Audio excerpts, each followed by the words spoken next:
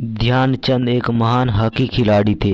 उन्होंने अपने खेल के प्रदर्शन से पूरी दुनिया में हॉकी का नाम रोशन कर दिया और इतिहास में स्वर्ण अक्षरों में अपने नाम को अंकित कर दिया, जिसका नाम ध्यानचंद था।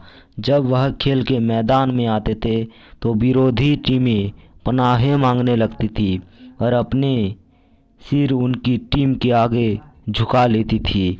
वह एक ऐसे खिलाड़ी थे कि वे किसी भी कोण का निशाना बनाकर गोल कर सकते थे। उनकी इसी योग्यता को देखते हुए उन्हें विश्व भर में हॉकी का जादूगर भी कहा जाता था। प्रारंभिक जीवन और शिक्षा।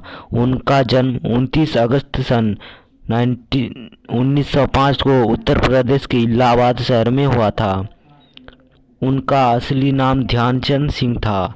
कुछ समय पश्चात ध्यानचंद के पिता का स्थानांतरण झांसी में हो गया और तब ध्यानचंद भी अपने पिता के साथ वहीं रहने लगे। पिता का बार बार स्थानांतरण होने के कारण वह पढ़ाई में ध्यान अच्छी तरह नहीं लगा पाए और उनका मन हॉकी खेलने में लगा रहा।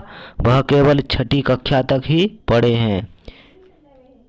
हॉकी में ध्यानचंद की दिलचस्पी और करियर। बचपन में लोग इन्हें ध्यान सिंह के नाम से पुकारा करते थे। जब वे छोटे थे तब वे अपने दोस्तों के साथ मिलकर पेड़ की डाली की हॉकी बना लिया करते थे और कपड़े की गेंद बनाकर खेलते थे। एक बार ध्यानचंद अपने पिता के साथ हॉकी का खेल देखने गए। वहां उन्होंने एक पक्ष को हारता देख वह दुखी होने लगे। तब वह चिल्लाकर अपने पिता से कहे कि अगर मैं कमजोर पक्ष की तरफ से खेलूंगा तो परिणाम कुछ और ही होगी। तभी वहां खड़े एक ऑफिसर ने ध्यानचंद को खेल के मैदान में जाने की इजाज़त दे दी। वहां जाकर उन्होंने लगातार 4 गोल किए और वहां के लोगों को आश्चर्यचकित कर दिया। उस समय केवल ध्यानचंद 14 साल के बालक ही थे। उनकी इस प्रतिभा को देखकर 16 साल की उम्र में ही उन्हें सेना में भर्ती कर लिया गया। इसके बाद भी वह अपने आप को हॉकी से अलग नहीं कर पाए। ध्यानचंद के पहले कोच का नाम भोले तिवारी था।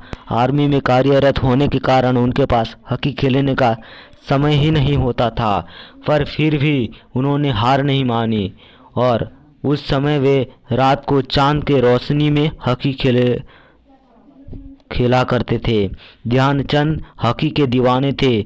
आर्मी के साथ साथ ही उन्होंने हॉकी में अपना कैरियर बनाया और 21 वर्ष की उम्र में उन्हें न्यूजीलैंड जा रही भारतीय टीम में चुना गया। इस खेल में भारत ने 21 में 18 मैच जीते। 23 साल की उम्र में ध्यानचंद को 1928 में एम्स्टर्डम ओलंपिक में पहली बार भारतीय टीम के सदस्य रूप में 23 गोल किए चुना गया।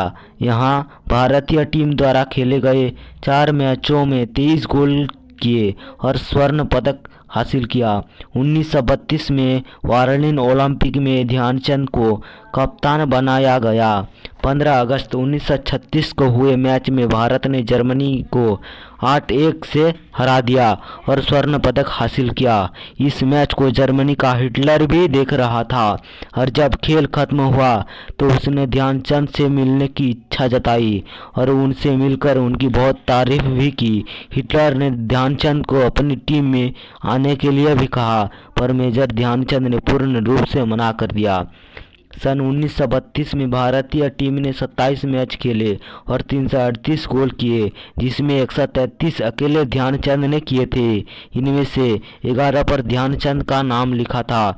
इंटरनेशनल मैचों में 300 गोल का रिकॉर्ड भी ध्यानचंद के खाते में जाता है। उन्होंने अपने हॉकी जीवन में इतने गोल किए जितने खिलाड़ी अपने पूरे जीवन के दौरान नहीं कर पाते हैं। उनके ऐसे करिश्माई खेल से हालैंड में ध्यानचंद के हॉकी को तोड़कर दिखा गया कि कहीं इसमें चुंबक तो नहीं लगी है। जापान में उनकी हॉकी का प्रयोगशाला में परीक्षण भी हुआ कि कहीं इनकी हॉकी में गेंद उपयोग तो नहीं हुई है। 1948 में 43 वर्ष की उम्र में मेजर ध्यानचंद आर्मी से सेवानिवृत्त हुए तो उसी वर्ष भारत सरकार ने उन्हें पद्म भूषण से पुरस्कृत किया। 29 अगस्त उनके जन्म को हम राष्ट्रीय खेल दिवस के रूप में मानते हैं। राजीव गांधी खेल रत्न पुरस्कार, अर्जुन पुरस्कार, गुरु द्रोणाचार्य पुरस्कार। वियना के एक स्पोर्ट्स क्लब में उनकी एक प्रतिमा स्थापित की गई है जिनमें उनके 4 हाथ हैं और चारों में स्टिक पकड़े हुए हैं।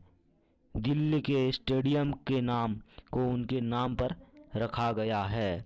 मेजर ध्यानचंद भारतीय ओलंपिक संघ द्वारा मेजर ध्यानचंद को शताब्दी का खिलाड़ी कहा गया है।